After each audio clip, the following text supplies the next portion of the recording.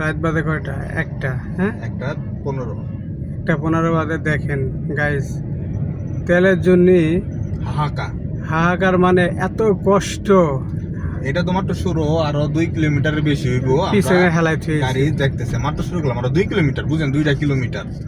হ্যাঁ, তার মানে মানুষের এই যে মানুষগুলো দাঁড়ায় রয়েছে দিন রাত ভরে এই তেলের জন্য। তার মানে এখন বর্ষিটা তেলের দাম বেশি, কারণ ঘরের বই থেকে তেলের দাম বেশি, কারণ তেল না হইলে গাড়ি চলবো না। এই জন্যই তো বেশি বেশি করে ভিডিওটা শেয়ার করে দিবেন, কারণ যেন সরকারের দেখতে পারে আমরা কিভাবে কি ভোগান্তিতে দেখতে পারে। আমরা দেখতে পারতেছেন আপনারা, হ্যাঁ, তারা রাস্তায় খাওয়া, রাস্তায় নাওয়া, রাস্তায় ঘুমানো। এমন আছে লোকের সাথে কথা বললাম, সে বললো সে নাকি 18 ঘন্টা লাইনে কিন্তু তেল পায়নি। আর একজনের সাথে কথা বললাম, সে 27 ঘন্টা লাইনে থাকার পরেও তেল পাইলো না। তো এটা তো সরকারের দোষ দিলে হইব না। এটা বর্তমান যে বৈশ্বিক অবস্থা পৃথিবীর, এই অবস্থার দিকে দেখলে বোঝা যাইতেছে যে পৃথিবীর অবস্থাটা বর্তমান কি অবস্থা। এই দেখেন সব ভিআইপি লোক, তারা কয়েকজনকে দেখলাম লুঙ্গি পরে তারা বসে আছে, লুঙ্গি।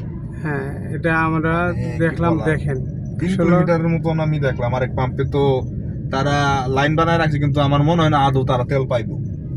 তেল পাওয়ার কোনো অপশনই নেই।